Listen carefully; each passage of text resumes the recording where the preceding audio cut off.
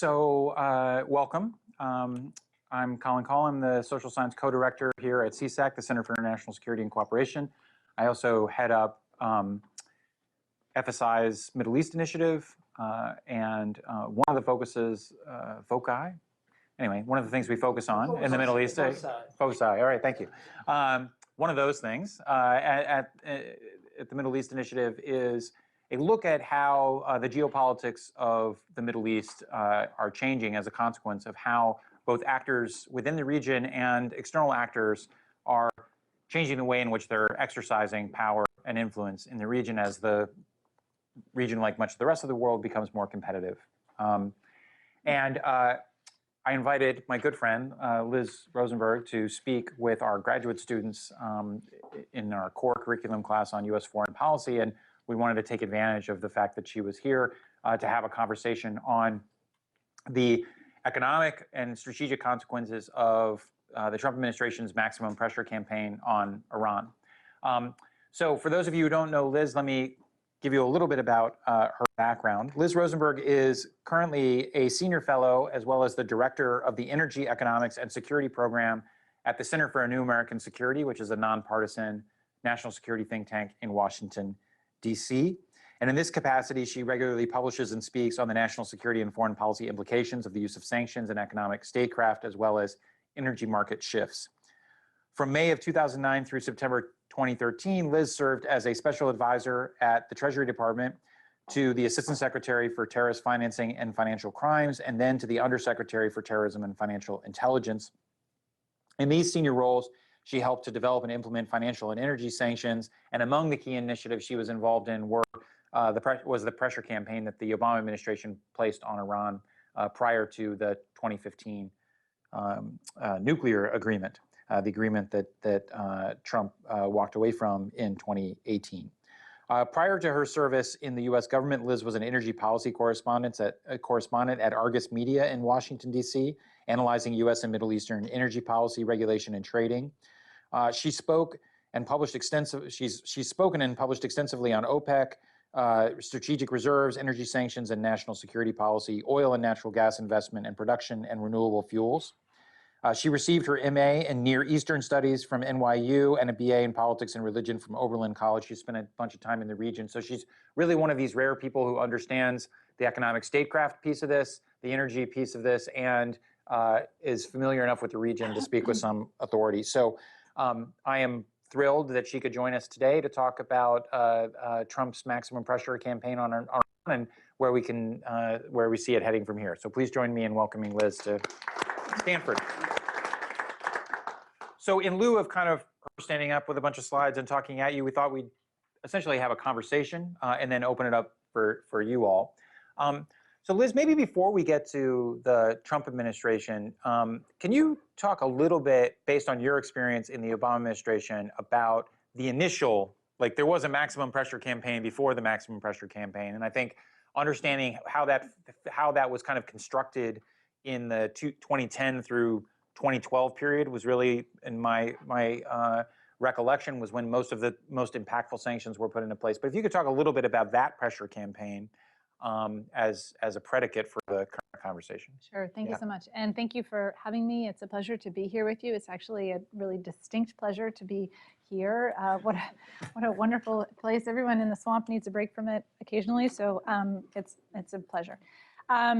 So that's a great starting point to talk about that, the wind up, that lead up. And I certainly agree that that period of 2010 to 2012 was a period of most intense buildup of economic pressure on Iran. Of course, that was in effort to create the leverage. It went alongside a diplomatic campaign to isolate Iran and expose its illicit nuclear activity. This was all in service of an effort towards to initiate a nuclear diplomatic process that could lead to some form of an agreement, and we'll come to that, no doubt, in a little bit. But what I might do actually is take a step slightly further back than that and excuse me, acknowledge that the pressure campaign in the United States and internationally actually began before that. And the United States, as you may know, has had sanctions on Iran for,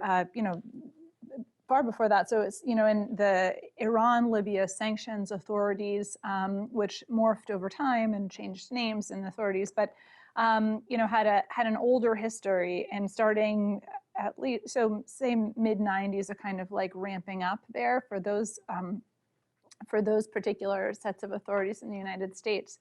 But at the United Nations, so the United States really took these concerns to the UN with other counterparts to bring into place a set of United Nations Security Council resolutions, findings, and sanctions, which created an international architecture for exposing illicit Iranian enrichment activity or nuclear activity and creating consequences for that. And also established a panel of experts, an international group that collected information about Iran's illicit activities and violation of the sanctions in order to give this information to member states who had an obligation, of course, to implement the sanctions in their own jurisdictions and contribute to this internationally coordinated campaign of exposure and pressure on Iran around its concerning and illicit nuclear activities.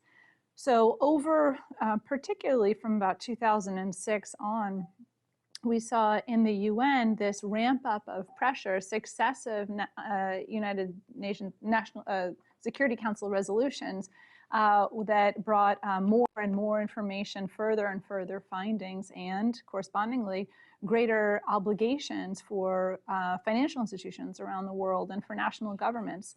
In the United States, there was an attendant, really sort of symbiotic expansion in U.S. sanctions authorities, and a real step forward by the United States, creating an executive order to be able to designate on the U.S. sanctions list entities that were engaged in illicit nuclear proliferation. And I think 4 of the first 8 entities named, on that, the first tranche of designations under this non-proliferation authority were Iranian. And so these were beginning in force in the sort of early 2000s, that decade, and mobilizing into a period of much greater international focus, starting at, coming to that 2010 to 2012 period, when the United States, along with European counterparts, worked very closely to ensure that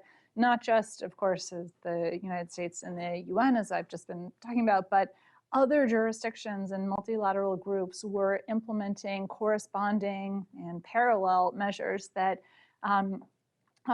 in many cases named the same entities and also added more information about Iran's procurement networks around ballistic missiles and its nuclear enrichment program. The EU had sanctions that the United States and the EU worked very hard to make sure were moving in lockstep. So the names and the lists in the EU and the United States were parallel. Canada, Australia, South Korea, all implemented their own autonomous national sanctions.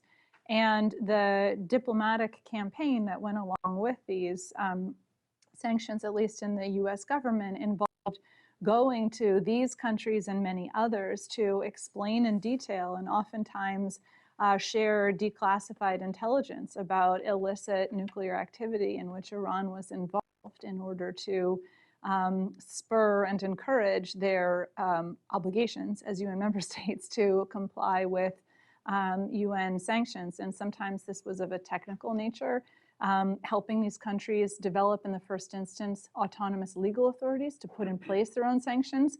You have to, even with member state obligations, you have to create your own national level authorities in order to implement those. So there was a character of technical assistance there, as well as sharing information to help put together the essentially evidentiary package for these governments to put this in place with regard to Iran. So that's my preamble to 2010 and 2012.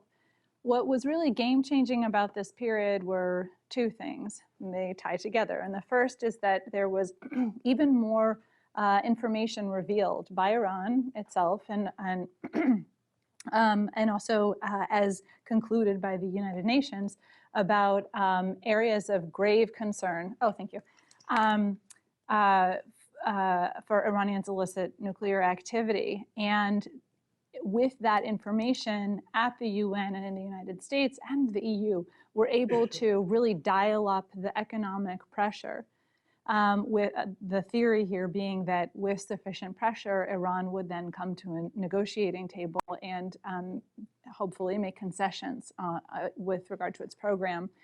The United States, the real kicker here was the US and the EU moving together to restrict Iran's ability to access the international financial system and also restrict its ability to sell oil.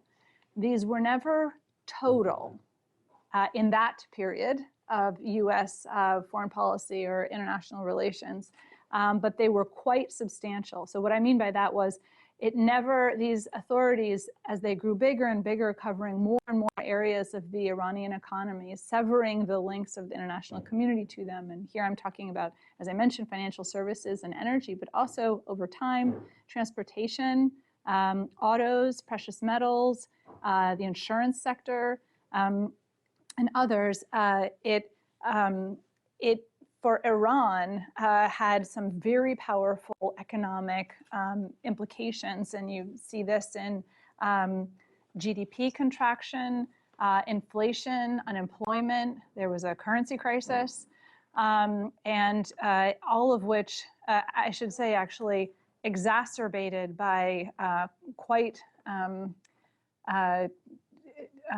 poor economic management at home in Iran, which so in many, I mean, Ahmadinejad did much more to harm Iran's economy than sanctions were doing at the time, or really they compounded the difficulties for Iran, all of which created a scenario by 2012 and into 2013 where facing major economic challenge, Iran, the political calculus changed. Yeah, and the political leadership, obviously, too. When Rouhani yes. came elected and ran on a platform of reintegrating Iran into the international economy, which is relevant because since Iran is going to have another presidential election next year. And so there's lots of things afoot. I think that's a great background to kind of then compare and contrast kind of the pressure campaign that the Obama administration and the US Congress, working with the UN and the EU and other like-minded countries, put in place leading up to the 2015 Joint Comprehensive Plan of Action, the Iran deal, to what Trump has done. So obviously Trump campaigned against the Iran deal in 2016. He called it the worst deal ever, although he also called the TPP the worst deal ever and NAFTA the worst deal ever. There were a lot of worst deals ever, but anyway, he hated the deal and campaigned against it. He clearly thought that he would withdraw early in 2017, like he did from Paris and TPP and others, but he was essentially outmaneuvered and constrained by what are sometimes referred to as the axis of adults in his you know, kind of Jim Mattis and H.R. McMaster and Rex Tillerson and others who really tried to prevent him from withdrawing from the Iran nuclear deal, but instead used the threat of withdrawal to build upon it with the Europeans and others. But by the end of 2017 and early 2018, all those folks were essentially marginalized. John Bolton becomes National Security Advisor. In May of 2018, Trump does withdraw from the JCPOA and announces our intent to reimpose sanctions. My recollection is there was essentially a 6-month period where those sanctions were reimposed. So by the fall, all the sanctions that had been waived or under the Iran nuclear deal were then reimposed, and then the administration piled on a bunch of additional sanctions as well on top of that. And then, so that was the spring of 2018. And then it was a year after that the next ratchet was taken when essentially they lifted the oil waivers on the half dozen biggest oil customers for Iran in an effort to drive Iran's oil exports essentially down to zero. And that's kind of where we are now in terms of the maximum pressure campaign. So I wonder if you could talk about kind of what has been different about Trump's campaign vis-a-vis, you know, in comparison to Obama. How much of that is a result of a difference in their approach to sanctions versus, say, maybe other changes in the world economic environment or other things? But kind of, can you tease out how much different Trump's maximum pressure campaign is from the Obama campaign? Yes, or I'll do my best Yeah. here. So there are a number of things that are quite different about this time around. And just to state the obvious and clear this away, obviously this time around has been unilateral. So not only has the United States not worked to that whole international coalition I ran us through, the diplomatic side of that, the economic pressure side, working with other countries to get their own ability in place so none of that's there. And in fact,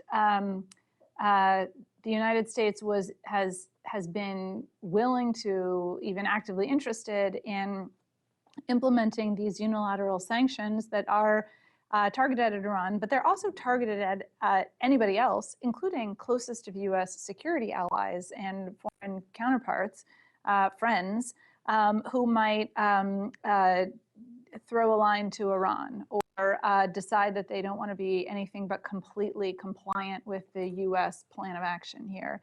And that's another significant departure. It's not just unilateralism, it's creating economic consequences, very sturdy economic consequences against allies and partners.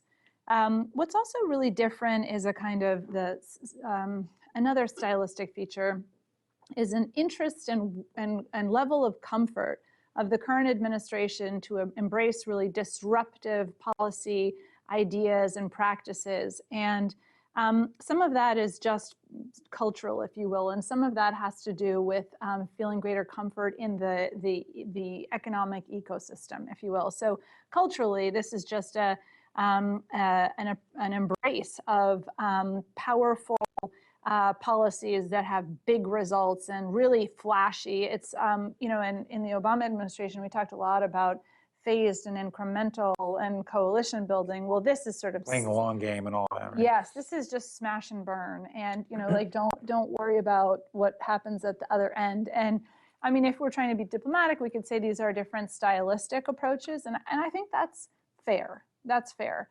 What is also important to realize is that a couple of important things have changed in this time period, having to do specifically with the U.S. leverage when it comes to the financial system and also when it comes to the energy markets.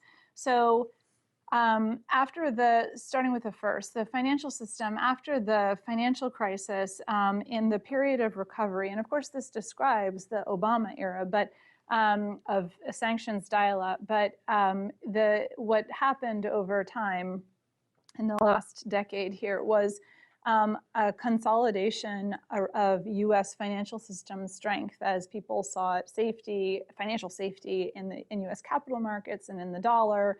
And U.S. financial institutions fared much better than many other counterparts. And one thing that did was enhance the strength of using U.S. financial sanctions, because the choke point around sanctions are essentially denying anyone, but in this case sort of foreign entities, access to the dollar, use of the U.S. financial system, freezing their assets in the United States. It was an even bigger deal as it became clear that the U.S. financial system and U.S. banks were even more systemically significant. And that's something that took a while to appreciate. And for the Obama administration, which began in a period of survival, sort of triage work for the global economy, the thought of turning around and doing things to, wealth destroying economic measures to create consequences for foreign banks, going after a major Chinese bank because of their participation in sanctions evasion, there's more wariness for various reasons, but including that notion of going after one of the globally biggest banks. And to be sure, the biggest Chinese banks are some of the biggest global banks. So there was more pause in the more recent aftermath from the financial crisis. And as the United States has had very strong economic indicators, and it's clear that the United States has consolidated its financial strength, the Trump administration has had perhaps more freewheeling sense of freedom about smashing and burning and the financial system.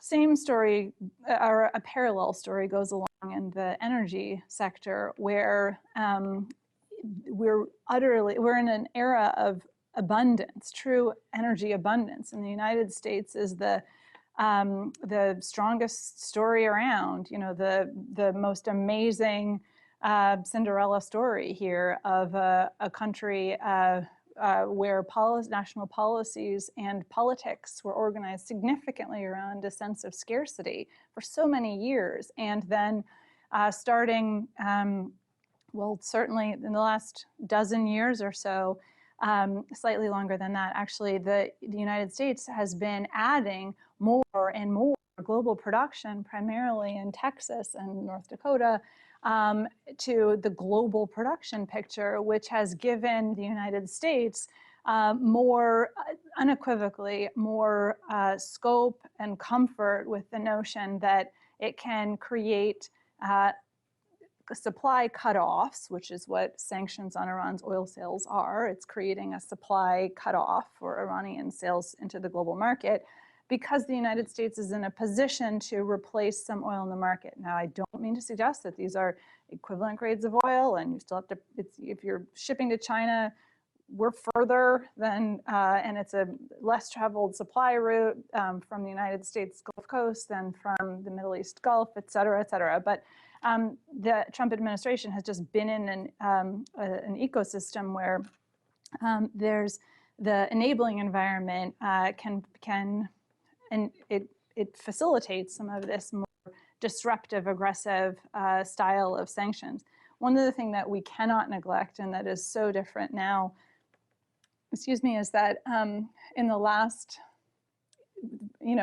weeks and months, we've seen this rise of kinetic activities, sort of like physical threats. And there are some lower level and some higher level drone attacks,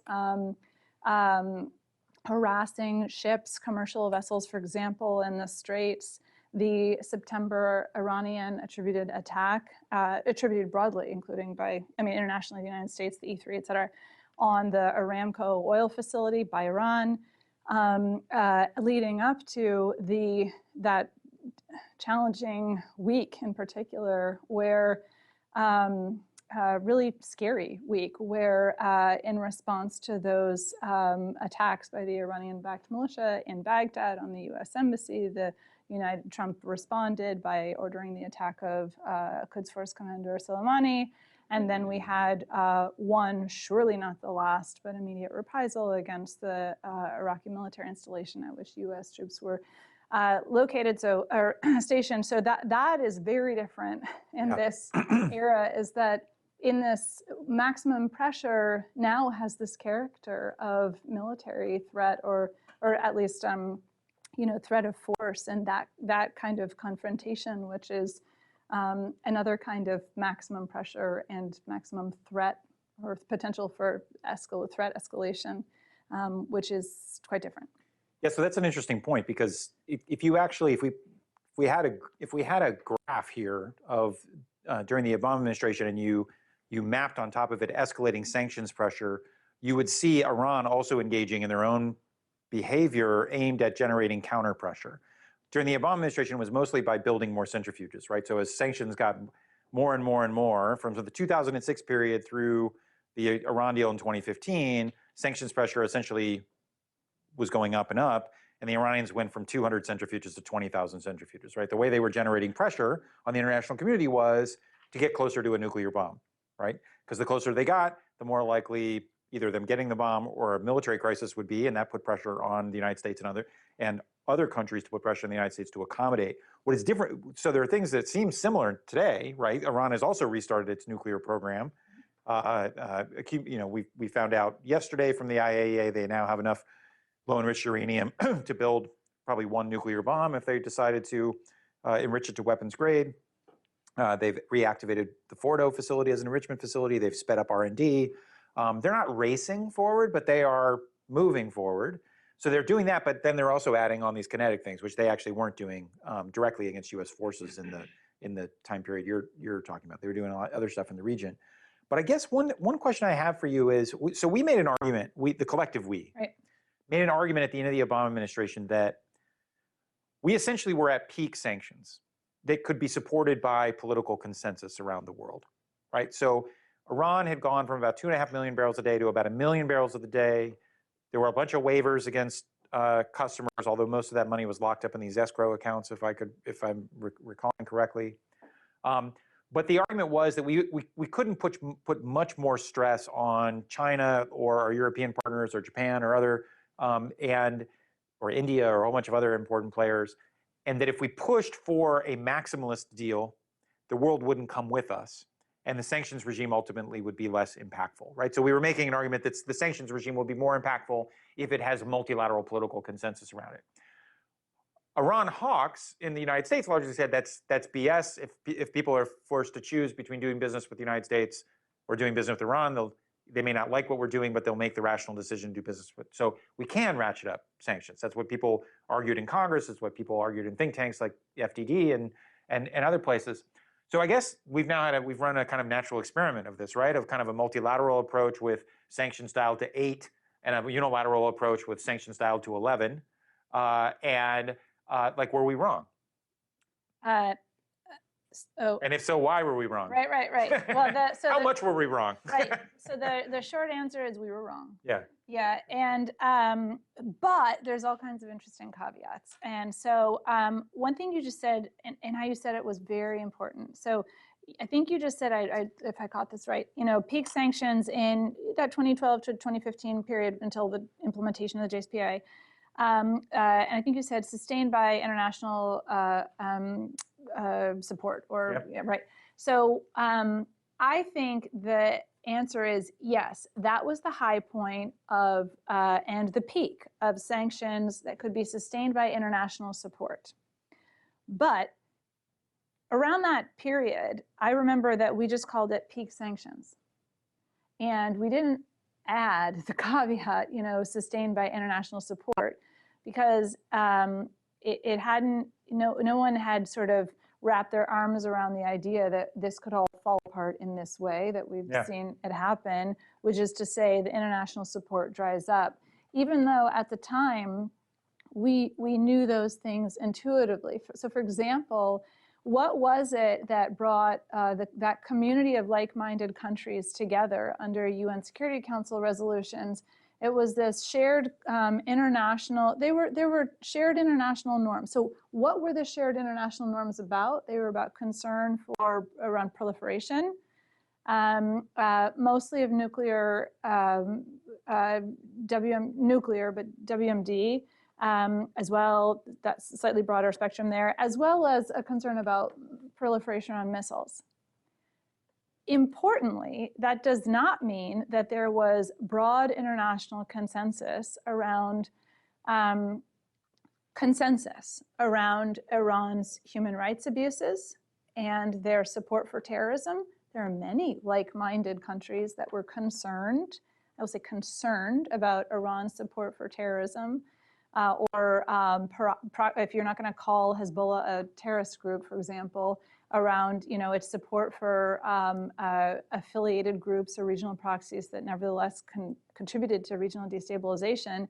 But there wasn't a set of UN Security Council resolutions around Iran's terrorist threat to the world, nor its the egregiousness of its human rights activities against its own citizens or through proxies against others in the region.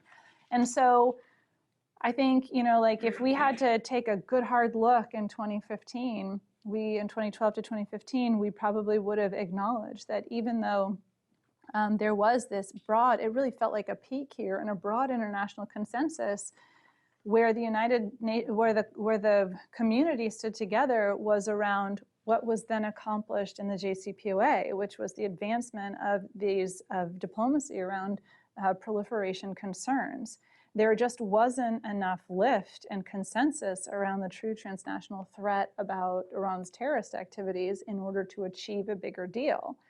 Now, that doesn't diminish from the concerns and deep fears and anxieties that many people, not just in the United States, have about Iran's terrorist support for terrorism and activities in the region, and actually beyond, because it has ventured beyond. And so back to that caveat about supported by international actors, what we have seen in the last, so since 2018 and the reimposition of U.S. sanctions on Iran, is that, in fact, the peak of sanctions pressure is I think we're basically there now. Right. Yeah. I mean, there's a little more wiggle room up there, although it won't have a major economic, and it's not materially significant for Iran beyond the position that they're already in. But what we don't have around that now is international cohesion and coordination. And that is something we have learned from this natural experiment, is that the United States, because of those financial and energy leverage points I was mentioning, does have the ability to go a lot further as a unilateral matter. And it can still, coerce allies and friends and companies in those countries to abide by these sanctions, as unhappy as they are about it. But it doesn't mean that they're with us politically. And lo and behold, we're not having all that much luck politically to try and bring forward a diplomatic process between Iran and the United States, or Iran and a community of nations, to have a bigger deal that wraps in these other concerns around terrorism, regional destabilization, human rights. Yeah, I mean, and one thing I think you said that's really important is I think it's actually hard to quantify what the diplomatic collateral damage has been, because it's been part and parcel of a whole bunch of other things that have strained things like transatlantic relations. But it is, I think, interesting the amount of energy and effort the Europeans have put into trying to figure out a way to circumvent American policy toward Iran at a time where ideally we'd all be pushing in the same direction on Iran. I don't know how to quantify the ultimate impact of that, other than it's wasted a lot of people's time that I wish they were figuring out, how to cooperate against Hezbollah or other things, instead of them, conspiring with Russia and China to try to undermine U.S. sanctions. It hasn't been effective, but nevertheless, they've been meeting, right, to try to circumvent our policy. I will just say one thing. There's an irony in the kind of we were wrong and we were right. I remember at the end of the JCPOA conversation where we basically said, look, we're kind of at peak sanctions that can be supported by the international community. If we push too hard, the sanctions could actually weaken, because we'll push beyond what the international community would support, and they'll move to, and maybe we were wrong about that. But one of the arguments that we made was that if they violate the deal down the road, we can snap sanctions back. And actually the critics of the deal said, no, once people start doing business with Iran, they won't stop, right? And we said, no, I mean, if they violate the deal, then we'll have political consensus to reimpose sanctions, or we can simply impose our will on the international system. And so ironically, the Obama administration was saying there was a narrow set of circumstances, right, where you could do essentially what Trump did now, and it was dismissed by the Hawk. So anyway, that's just to say that, as an old girlfriend used to say, consistency is overrated. Both sides were arguing things that were a little bit incongruent. I wonder if we could shift to whether to whether the policy will work, and maybe talk about what work means. Yeah. But just kind of for folks, just to lay the predicate for this. So the Trump administration has kind of told us what they think the objective is. So it stems from a fundamental critique that they had of the deal, right? And there's kind of the critiques that they had about inside the four corners of the deal and outside the four corners of the deal. So inside the four corners of the deal, they said, look, the deal didn't put enough constraints on Iran's nuclear program because it allowed them to have any enrichment. It should have driven them to zero enrichment. Second critique is the constraints you put on fall away after 10 or 15 years, the most important ones, which means that Iran can ramp up an industrial scale and ultimately dual-use nuclear program in the year 2025 or 2030. And third, it didn't have adequate inspections, right? The IAEA couldn't go anywhere, anytime, to include military bases and other things. And those were the kind of critiques inside the deal. And then the critiques outside the deal is the things the deal didn't touch, right? The deal didn't touch their ballistic missile arsenal. And the deal didn't touch their support for terrorism or regional militancy or cyber activities or other things. So the day after, I think it was the day after Trump pulled out of the agreement, Pompeo gave this speech. And he said, look, we're open to going back into negotiations with Iran. Let me tell you what the better deal that we expect. And I want to read this to you because the 12 conditions, because I think you need to understand the degree to which what they're asking Iran to do. So he listed off these 12 things. He said, first, declare to the IAEA a full account of prior military dimensions of Iran's nuclear program and permanently and verifiably abandon such work in perpetuity. 2, stop all enrichment and never pursue plutonium reprocessing, including closing the heavy water reactor at Arak. 3rd, provide the IAEA with unqualified access to all sites throughout the entire country, so anytime, anywhere. 4th, end Iran's proliferation of ballistic missiles and halt further launching or development of nuclear-capable missile systems, which essentially means all medium and long-range ballistic missiles, short-range too, arguably too. Release all U.S. citizens as well as citizens of U.S. partners and allies. Next, end support for Middle East terrorist groups, including Hezbollah, Hamas, and Islamic Jihad. Next, respect the sovereignty of the Iraqi government and permit the disarming, demobilization, and reintegration of the hundreds of, the 100,000 plus Shia militia there. Next, end Iran's support for the Houthi rebels and work towards a peaceful political settlement in Yemen. Next, withdraw all forces under Iran's command throughout the entirety of Syria. Next, end the support of the Taliban and other terrorists in Afghanistan and the region and cease harboring senior al-Qaeda leaders. Next, end the Islamic Revolutionary Guard Corps linked Qods Force's support for terrorists and militant partners around the world. And last but not least, end Iran's threatening behavior against its neighbors, many of whom are U.S. allies, including the threats to destroy Israel and its firing of missiles at Saudi Arabia and the UAE, and threats to the international shipping and disruptive cyber attacks. So that is what, right. So I think we can all agree that would indeed be a better deal. That would be awesome.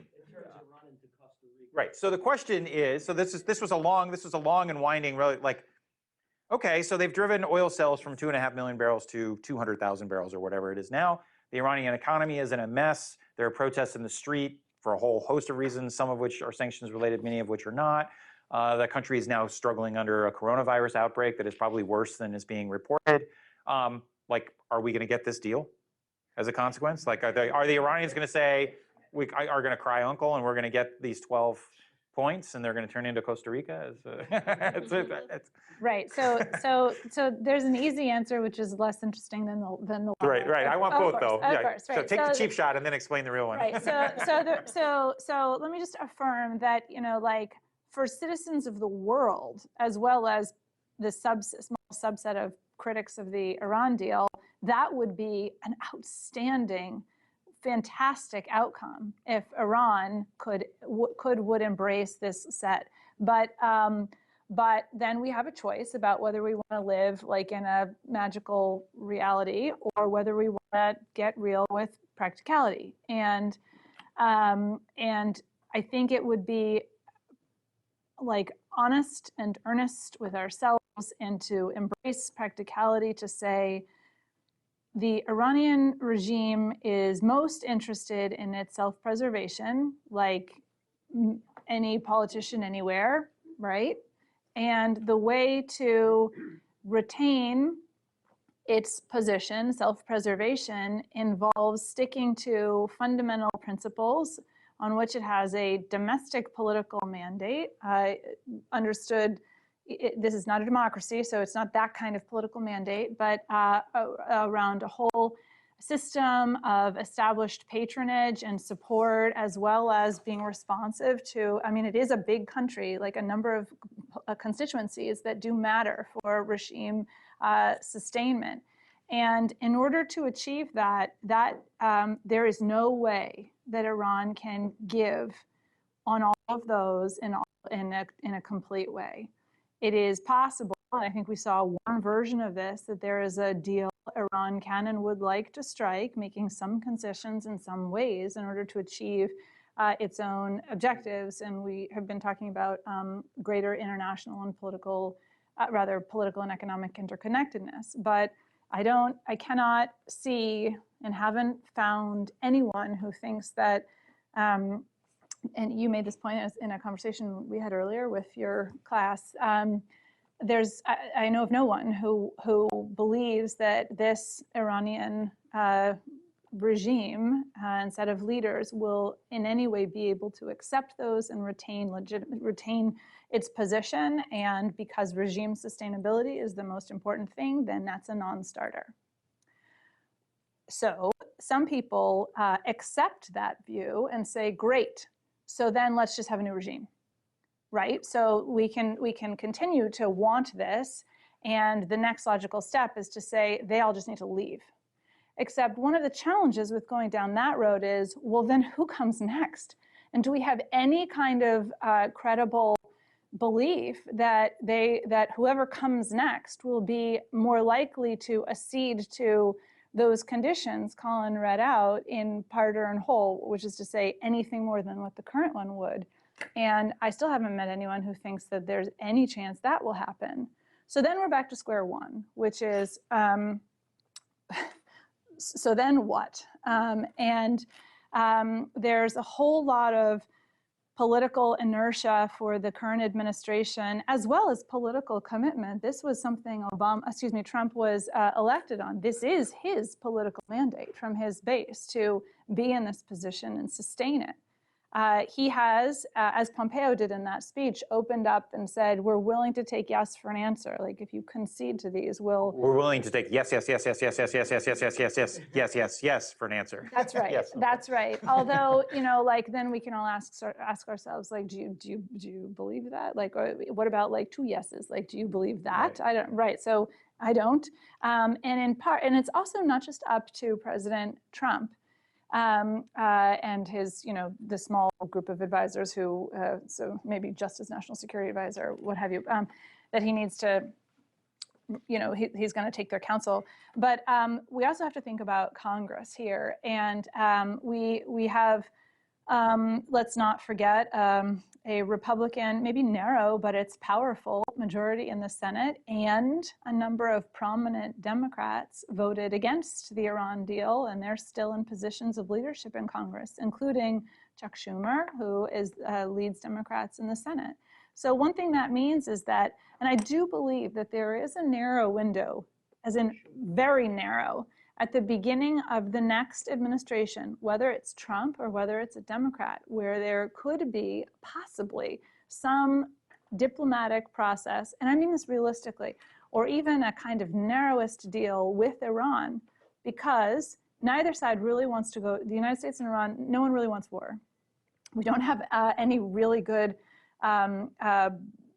communication or processes in place to prevent sliding towards that, which is separately very concerning, but no one wants to go to war. And Iran would like some economic relief.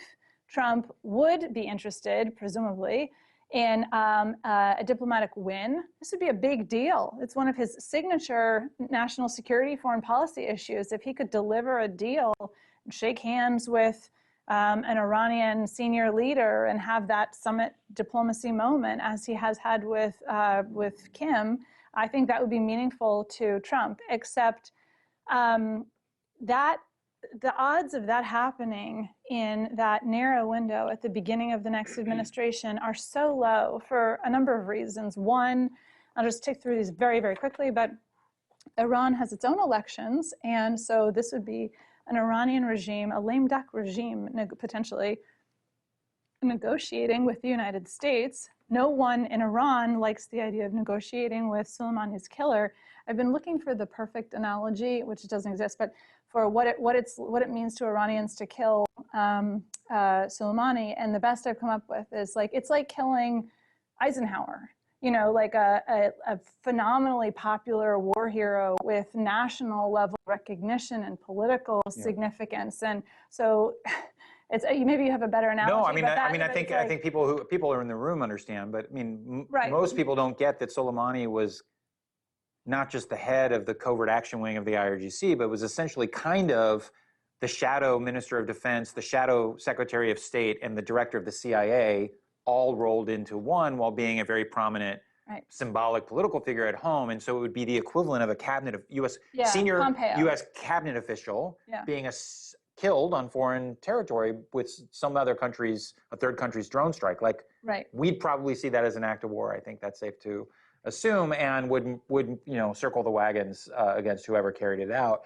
And one doesn't, I'm not trying to be Iran's lawyer, it's just that's how they see it, which means the domestic space to then come and immediately negotiate with the person who pulled the trigger is a little Right.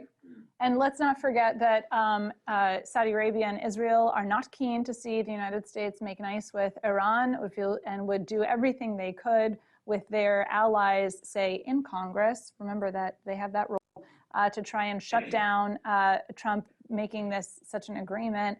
And then there's the Europeans to work it out with, and they're not standing in the way of this, but I think safely, we could say that they feel as though they have been doing the extremely difficult work of holding their nose and politely dealing with the United States, which has just wronged them left and right on this deal, to try and preserve a space for diplomacy. And then basically we were talking about a scenario where they get just totally sidelined.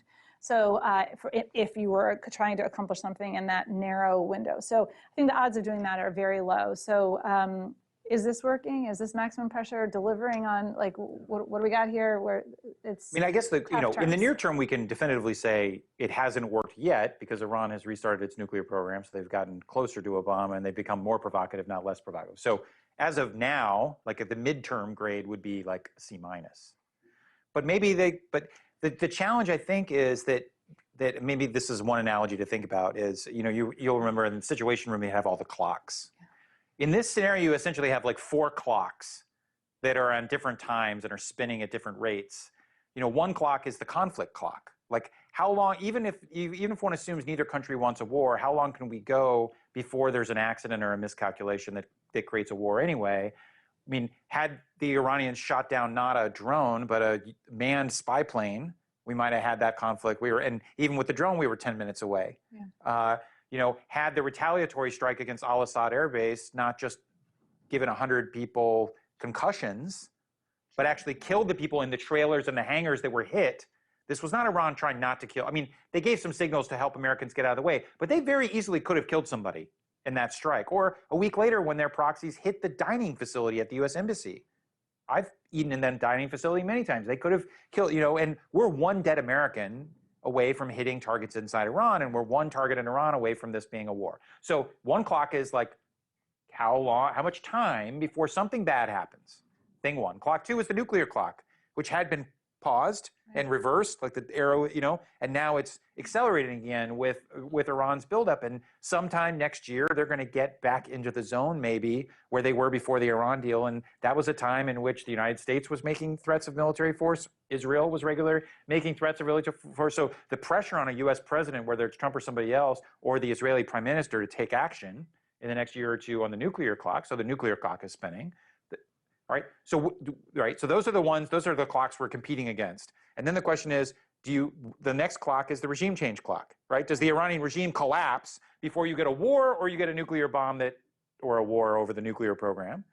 And the last clock is our political clock, right? Do you get a change of government here that shifts us back into a different direction? Or does actually Trump position himself after re-election to essentially do what he did on NAFTA, right? To do a kind of cosmetically better deal that he can brand. He doesn't have to run again, but that would require him to sideline a bunch of people like Pompeo and Hook and a bunch of other people who essentially don't agree with that. So which of these, so kind of like you have to believe the third and fourth clocks are going to speed up faster than the first and second clocks. And there's a lot of stuff that could get kind of bananas in that equation, I think. Okay. I could ask the question, so do you agree with that? But I won't do that. All right, so, but the last question I have before we turn into others is, the sanctions in Iran are obviously having a devastating effect on Iran. It's not the only thing that's affecting their economy. Mismanagement now, coronavirus. Like how bad, do you have a sense for how bad things are in Iran especially for average Iranian people? Like, the average Iranian is suffering more than the average general in the IRGC. So like how bad is this? As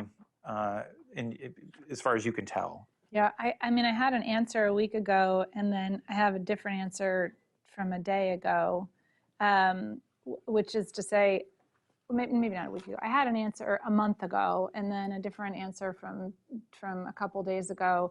I was just talking to a journalist 2 days ago who was saying, so for Iran and North Korea, how much of the sanctions, how difficult are they making it for these countries to get access to medicine and medical devices that can help them to deal with, at least in Iran, a really serious public health crisis.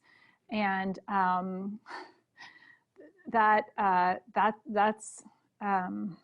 it's changed the way that I think about what the effect of these sanctions are, not actually because the sanctions have changed the economic constraints or conditions for the people, but because now there's this profound need to surge supplies to Iran of particular health. They're not even, these are not cancer drugs, like it's low cost, they're not dual use items, like we're not, it's very straightforward medical supplies, right, for therapeutic treatment of virus, right? But we're in this environment, it's hard to surge those kinds of exports, even though they are, as of last week, legally permitted per a license that the Treasury Department released last week, correcting, I say correcting, that's editorial, obviously, but a situation of that's been in place since the last year, where because of a terrorism sanction designation on the Central Bank of Iran, it was no longer legal to sell food, medicine, or medical devices into Iran with the facilitation of its central bank, which actually is in practice extremely difficult because Iran's central bank has been instrumental to having that happen in an era when the majority of its national banks are under sanctions. So basically it meant the United States turned off the ability for the world to sell food, medicine, and medical supplies into Iran, except for some really narrow instances until last week. So the sanctions themselves, they have had impacts on making life challenging for the Iranian people, but I always want to say they are not the only ones, and it's folly and unhelpfully misrepresentative to blame for all purposes here, just to blame sanctions for this.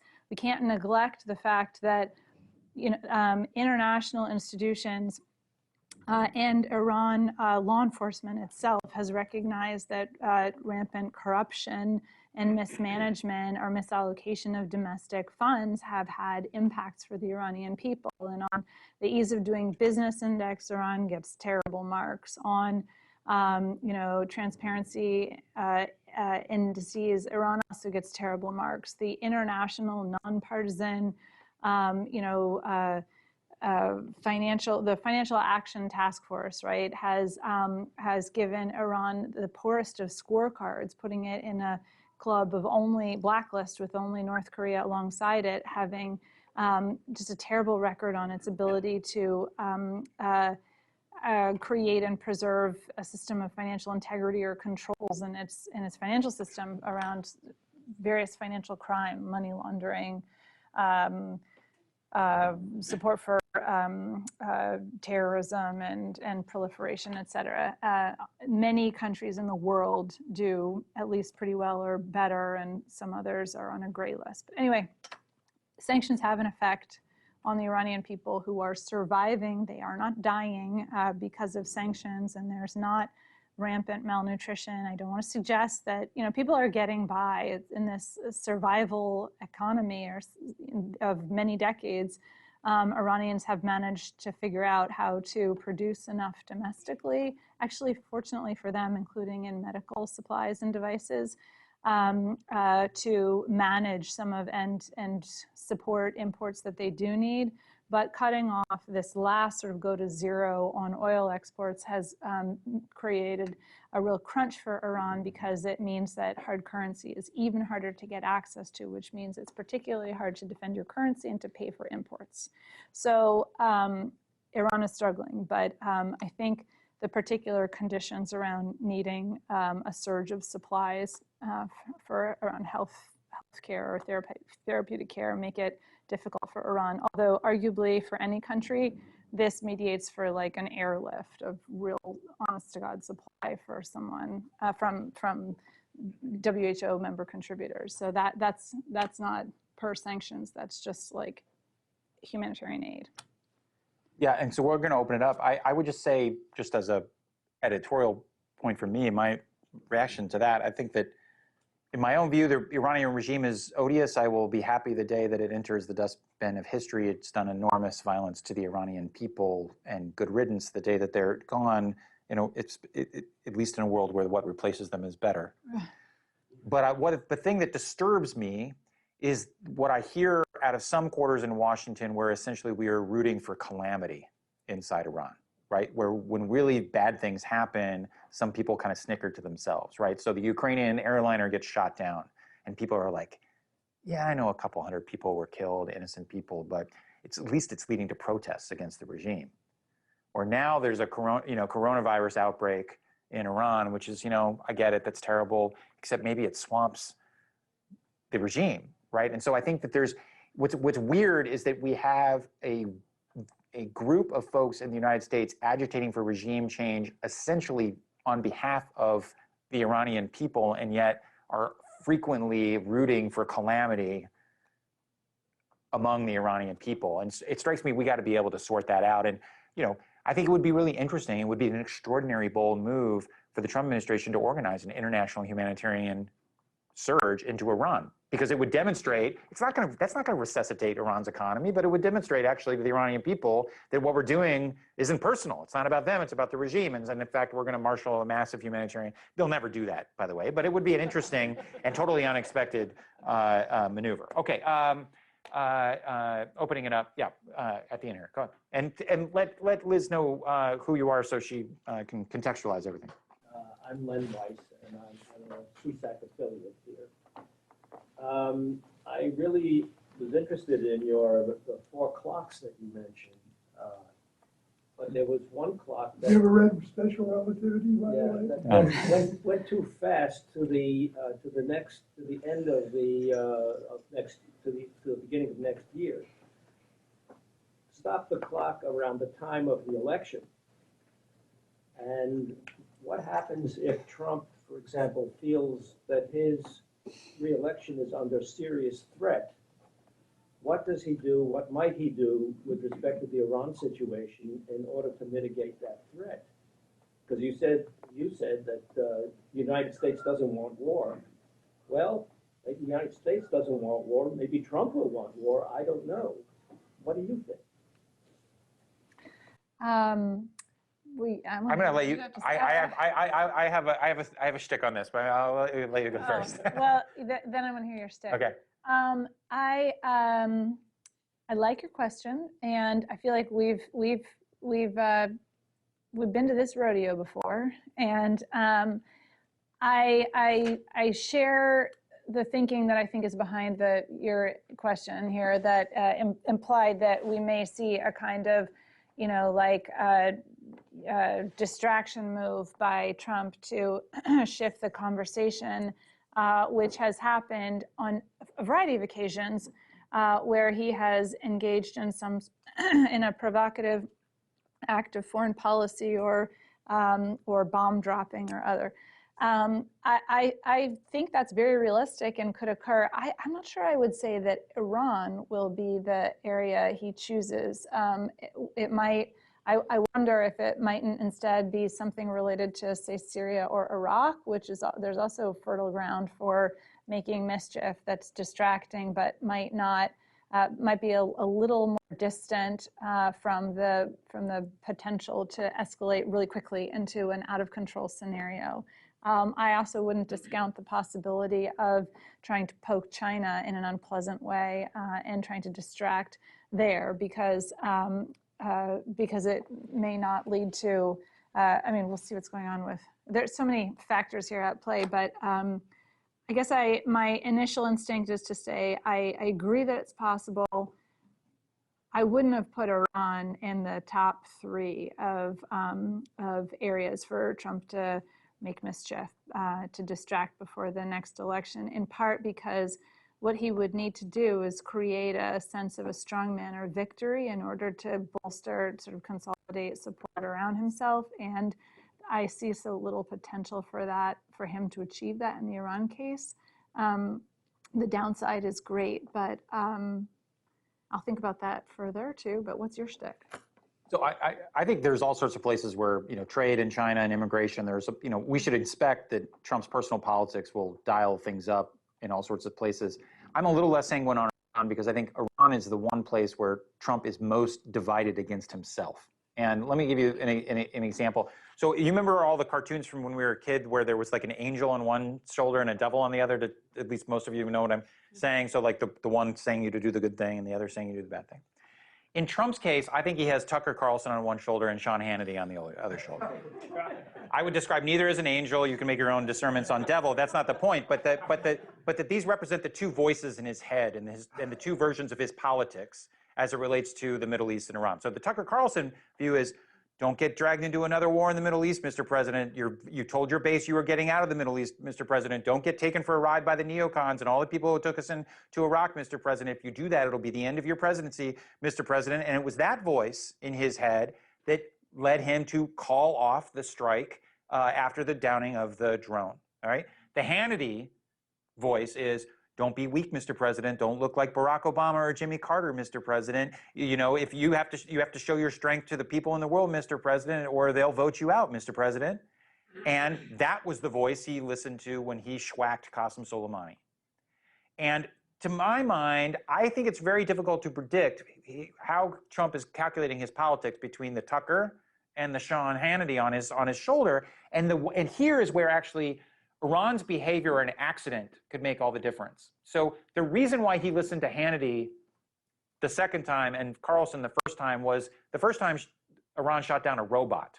Okay, they shot down an unmanned aircraft. The second time, they killed an American contractor, but even more importantly, they laid siege to the U.S. embassy.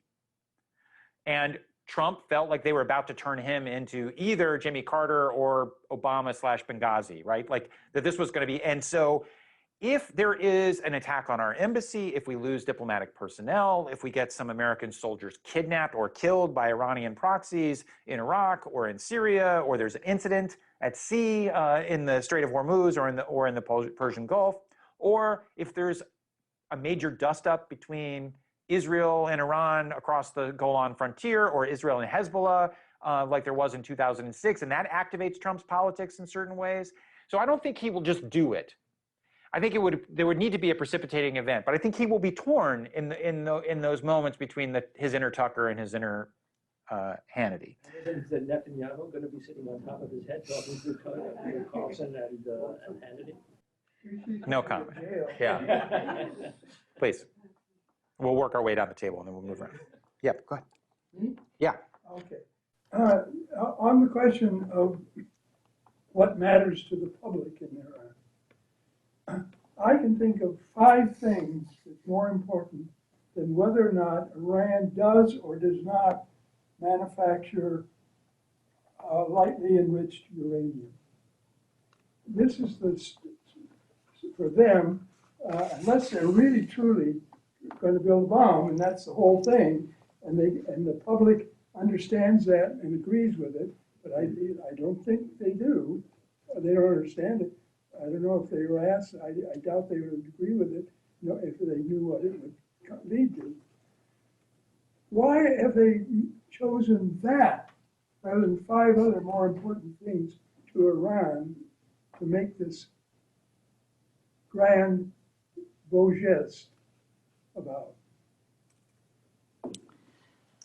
I think we saw in the negotiation toward the JPOA and JCPOA, Iran, a period in which Iran's leaders did put something else first and foremost, which was achieving, improving their economic situation, specifically by rewiring and reconnecting links to the international financial system and ability to. Why did they make this ever the issue over which they go to this extreme? They, the Iranians. Yeah, like why? The Iranians. Yeah. What? Yeah. Well, I mean, you're the Middle East historian. Why don't you take this one? Yeah, I'm not a historian, but I will tell you this. This is.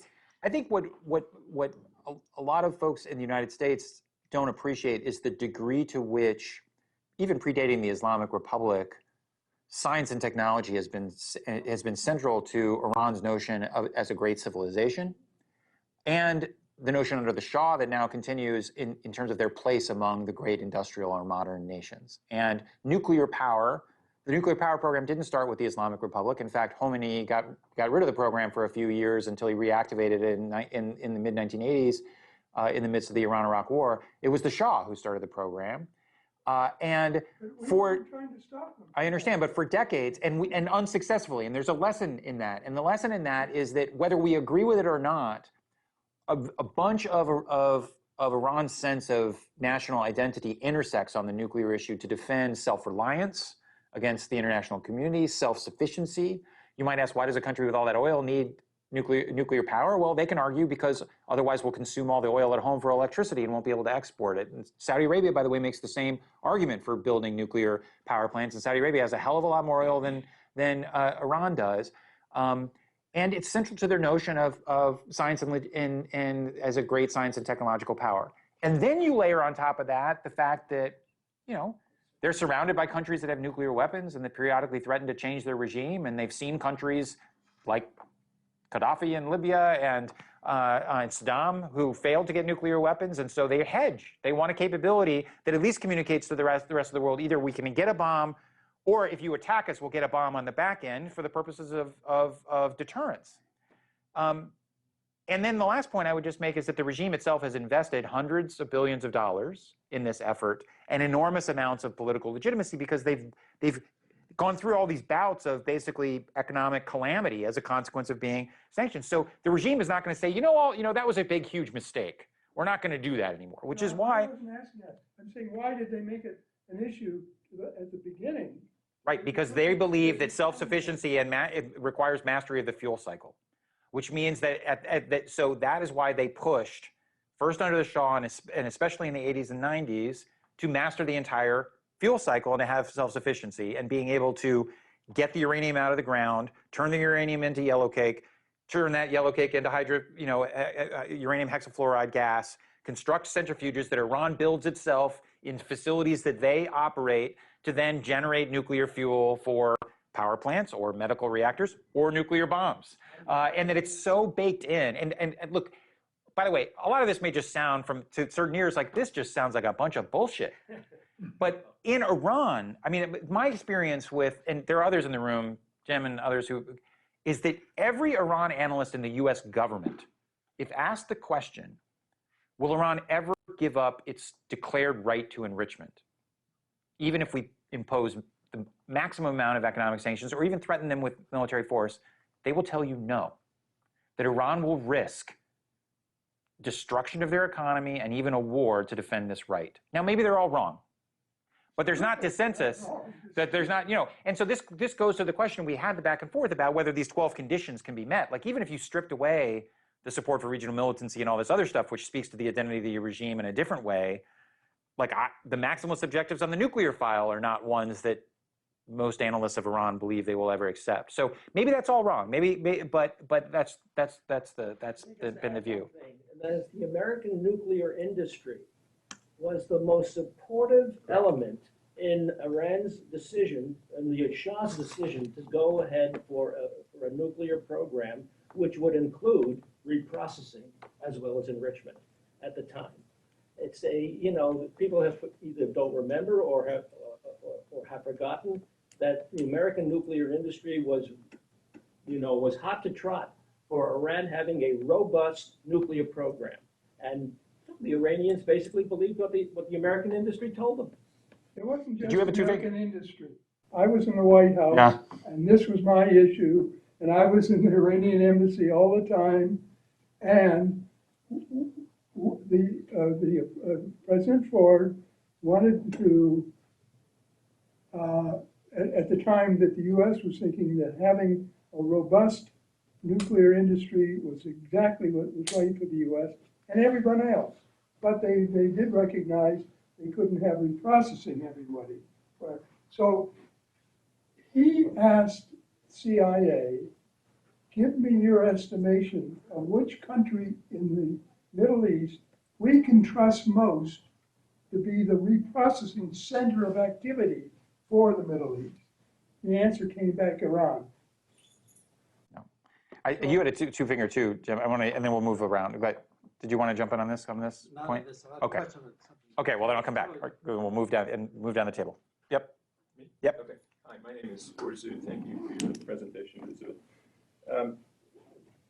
This assertion that Iran's economic woes has two elements associated with it, and that one element is the primary reason why it is in the current circumstances that it's in, is its own incompetent, corrupt regime and management of its economy being the primary reason for what it is experiencing, is one that I have heard almost at every talk that Iran experts or U.S. officials present, whether I'm watching it on TV or I'm listening to a presentation here in this very room.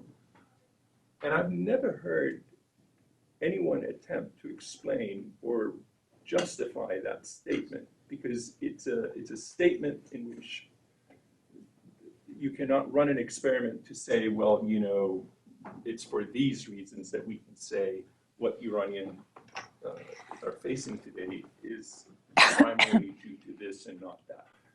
Clearly, the JCPOA was intended, as I understood it, to be a building block upon which other steps could be taken and rehabilitate, essentially, a regime that had come into being and had experienced essentially 40 years of isolation that is, as Colin rightfully pointed out, is now very self-sufficient. Iran, before the revolution, was completely dependent on its food supplies from outside, and today it is 80% self-sufficient.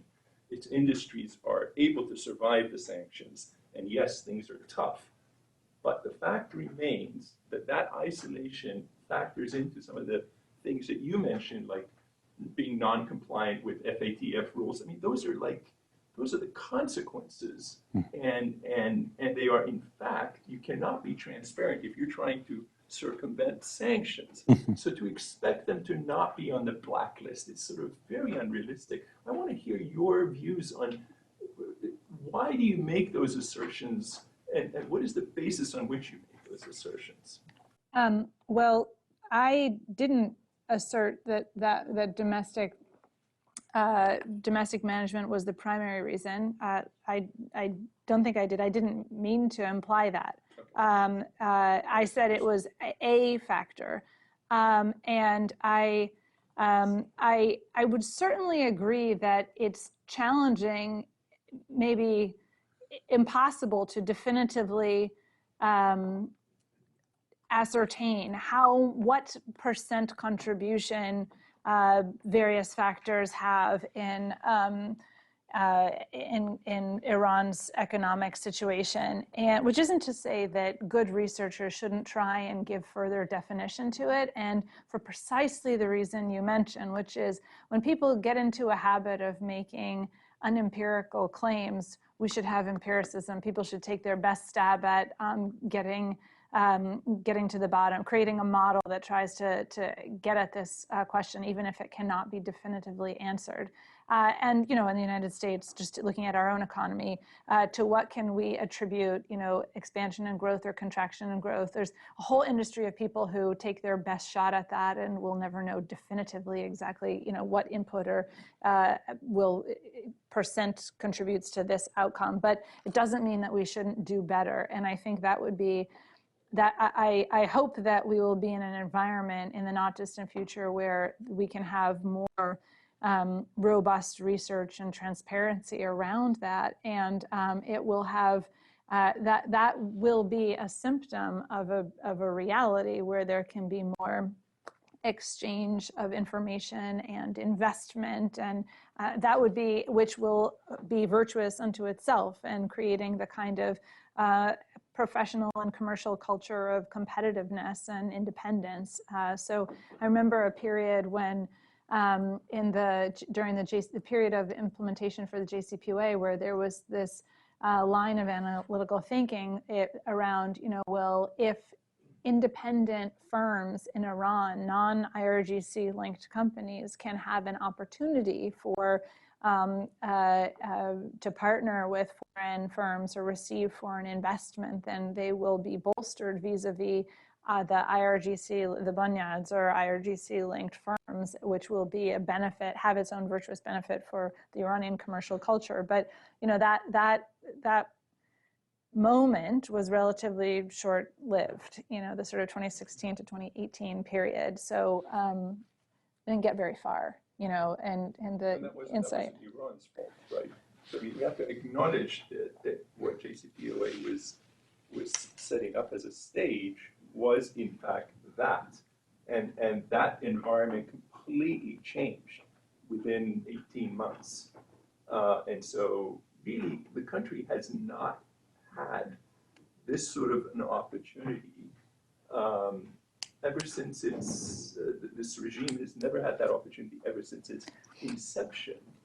I don't want to, as Colin just pointed out, I'm not a supporter of the regime, but looking at it objectively, and what I would hope is through the eyes of academicians and professionals that are Iran experts, that objectivity at least comes through in their presentation, because those statements that get repeated just have absolutely no basis. I don't know, no basis. So we did run a little bit of a controlled experiment, and we didn't run it for very long, which was there was the period in which the sanctions were waived after the JCPOA, and it actually didn't produce the economic windfall inside of Iran that a lot of people persuade. Okay. No, So but now maybe equitable windfall is the right. I mean, there was certainly a lot of popular discontent against the regime even after the sanctions were lifted. There's a robust debate. In fact, I was just having this with last week around, well, did Iran receive the economic, this question, did Iran receive the economic benefits it was promised? It thought it was promised. It was characterized as being promised, et cetera,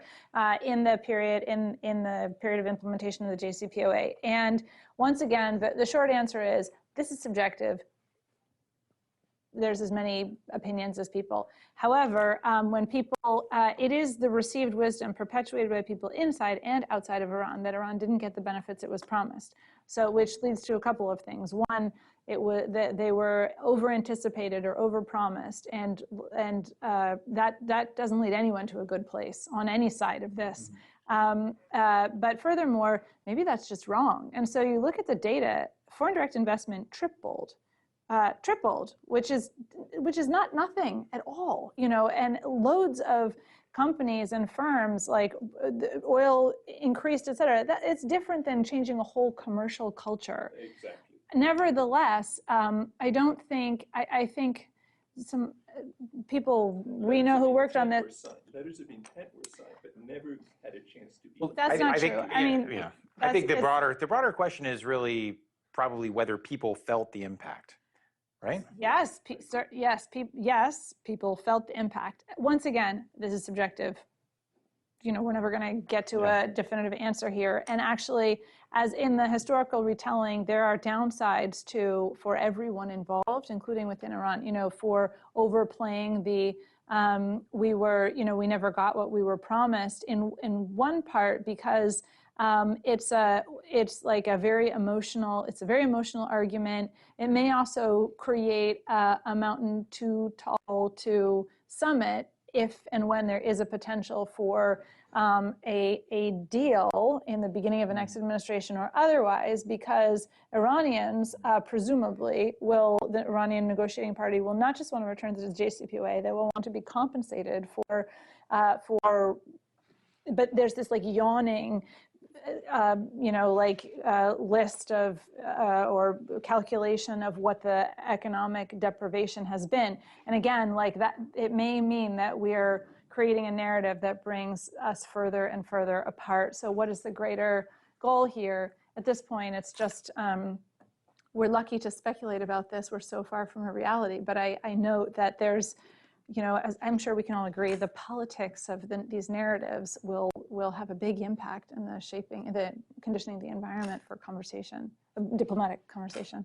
So I want Jim and Reed, and we'll keep it going. Go ahead. Yep. Thanks for coming. In the case of the Russia sanctions, I gather there's now legislation that the president can't lift the sanctions all by himself. He needs some sort of action by Congress. Has that spread to the Iran sanctions? I mean, the JCPOA was written in a way that it could be implemented, including the waiver of the sanctions, without any congressional action. It could all be done by the president. Is that still the case? The short answer is that basically the president will need the support of 2/3 of Congress. That's So huge difference.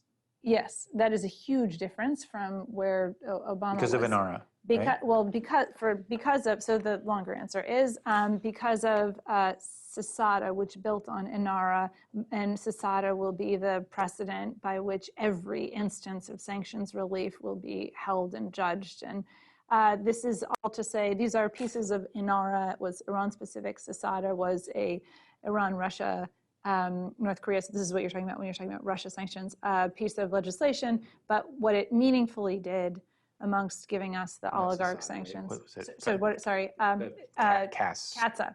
I'm sorry, excuse sorry, me. acronym. Iran Sue. on the brain, what Yeah. can I say? CATSA, sorry.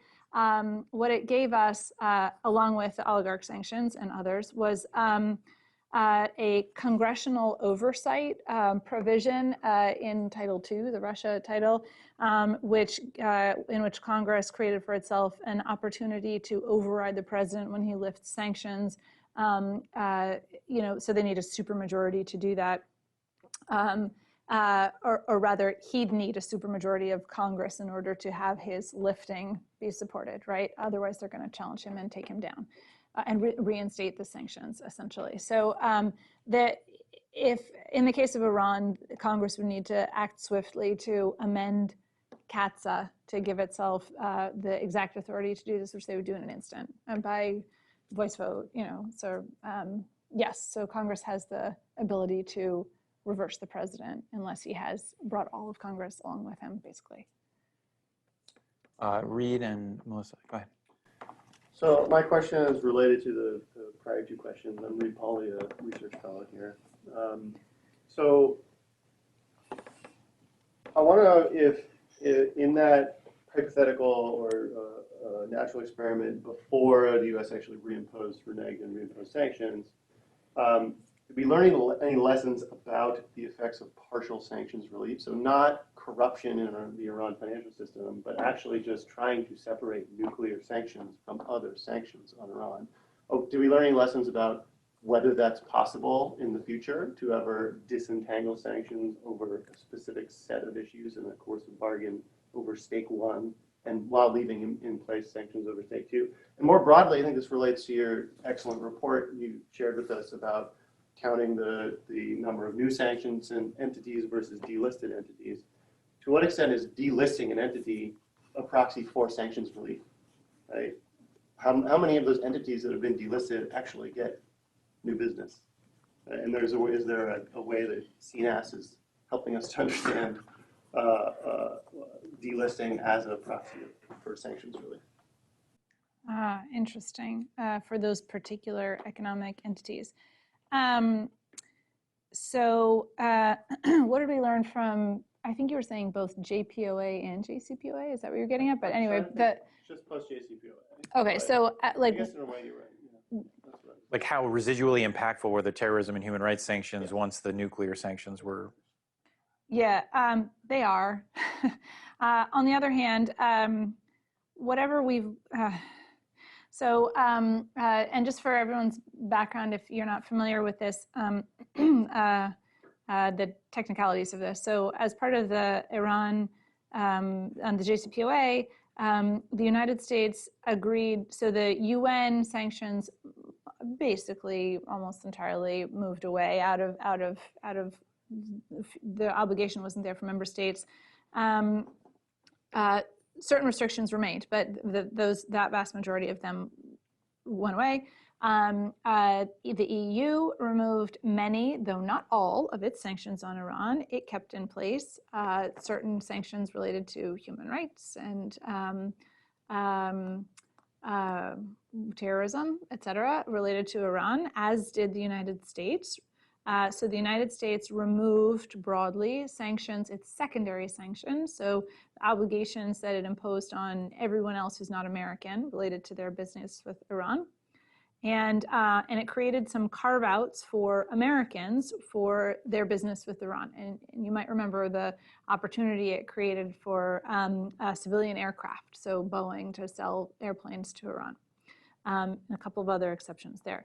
And but the United States left in, as the EU did, left in place sanctions on Iran related to on entities that had been named for their support for terrorism or human rights abuse, or a couple of other areas too. I think they were not on major, and in fact, the way that they had been imposed, they were not on major economic sectors or companies the way non-proliferation measures had been aimed at sectors and companies. So like Cochabamba, the major running construction firm, as well as Tidewater Ports, et cetera, those were all removed from sanctions. And so as an economic matter, Iran had, I would think, most all opportunity, to say nothing of the central bank and all of these other Iranian commercial banks or government banks. But so the economic the opportunity, such as it was available. What's happened with Trump reimposing Iran sanctions is that those have swung back into place alongside the ones that never went away on terrorism and human rights, regional destabilization, and the Trump administration has layered on more in other areas, including cyber and more terrorism, more human rights abuses on Iranian entities, expressly to constrain an ability of anyone to remove them if they were trying to get a nuclear deal, which is to say you could remove nuclear sanctions, but the sanctions on perhaps the same entity under the terrorism authorities would still be there. So in practice, you're not relieving this entity from its its constraints under sanctions, because it's still under terrorism sanctions, even if you achieved a nuclear deal. And that's what shut down that humanitarian loophole. It had always been a permission, for a number of months there until it was corrected last week, such that because the central bank was named under a terrorism authority, I didn't have that permission. So I think one of the things that we should learn from this is that if and when there is a deal with Iran, the political officials that will be in a position to execute that deal from the U.S. side will have to take a really hard look at the reality, what that will mean. And it will, I think, almost certainly mean deciding to take a big political decision here, big political move to remove terrorism sanctions, human rights sanctions, in order to create a pathway for sort of unshackling these economic actors in Iran to reconnect with the rest of the world. There is precedent for this in the case of North Korea and Pakistan, actually, in the history of U.S. sanctions lifting, but it will be a big, bold political decision, and it will be really important to wrap arms around what that means and which constituencies need to be on board in order to look that reality in the face and say the greater good here is to try and, for example, constrain Iran's nuclear path.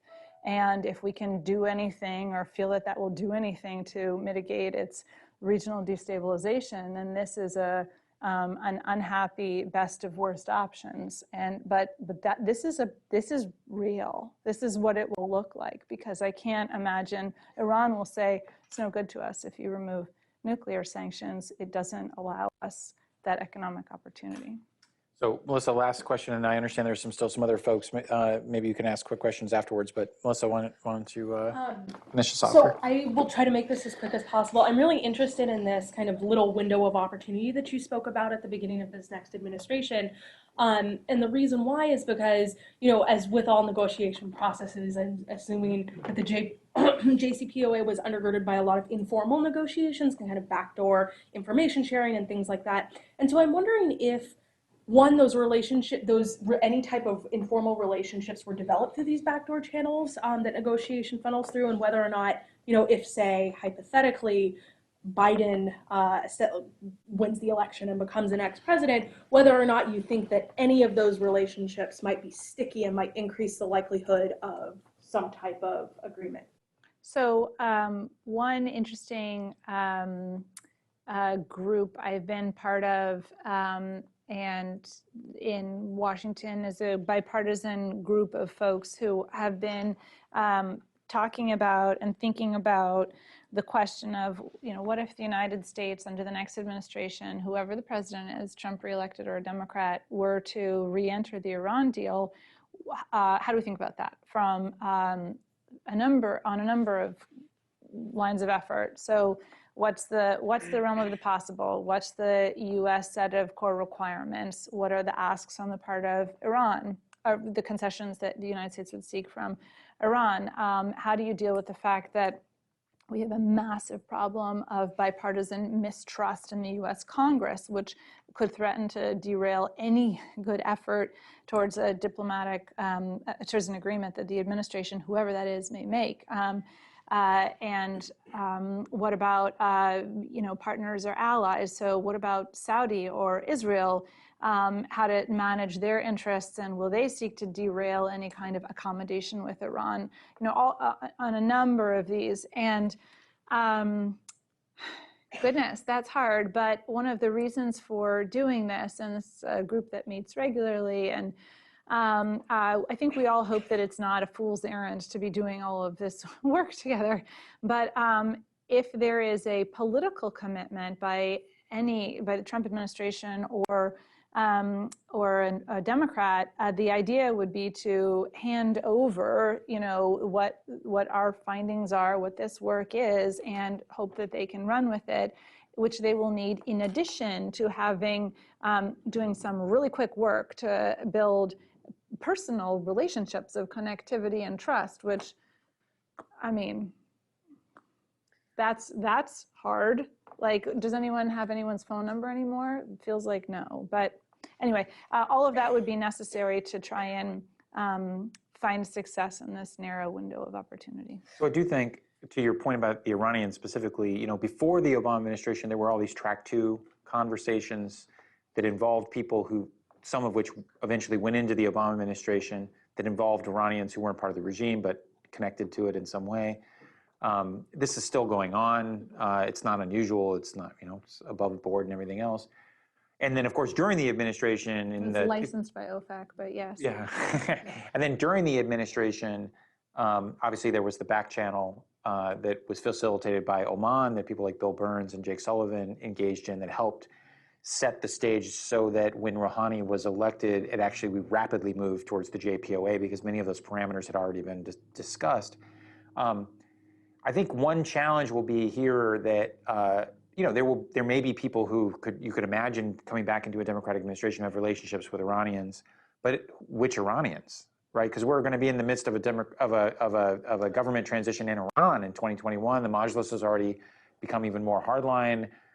Rouhani's not going to be president anymore. Javad Zarif's probably not going to be foreign minister anymore. Like the other negotiators, like Arachi and Ravanchi, like I don't know where, will they still be players? Will during the Ahmadinejad years, when it was Ahmadinejad and Saeed Jalili, who was the main negotiator with the P5+1, things went nowhere. So same supreme leader, different president and different people around the government, and you had a very different disposition. So I think it's really hard to predict without knowing who the personalities are on both sides. And I think both of those things are going to be in flux, and they're going to be happening in a context where even if there were relationships, the level of trust and credibility is different. And I'll leave it with this. I don't want to speak for Wendy Sherman, but I suspect if she was here, she might, her interlocutors were people like Ravanchi and Arachi, and they interacted with one another over intense negotiations over a 2-year period that led to and if they were sitting down now, they know each other, but how could Wendy answer the question? Wendy, we negotiated before, and we negotiated for 2 years, we got this deal, and it didn't survive your next election. How do I know that whatever I negotiate with you, especially since the Trump administration has layered on sanctions that are very difficult politically to deconstruct, and they've done it intentionally to create what people like Mark Dubowitz call a wall of sanctions that can't be taken apart. That's a hard conversation. So even if you had the interlocutors and you had the previous trust, whether that trust could be sufficient to generate something new, I think is an open question. So other than that, we'll be fine. We'll be totally fine. Everything will be fine. Anyway, please join me in thanking Liz Rosenberg.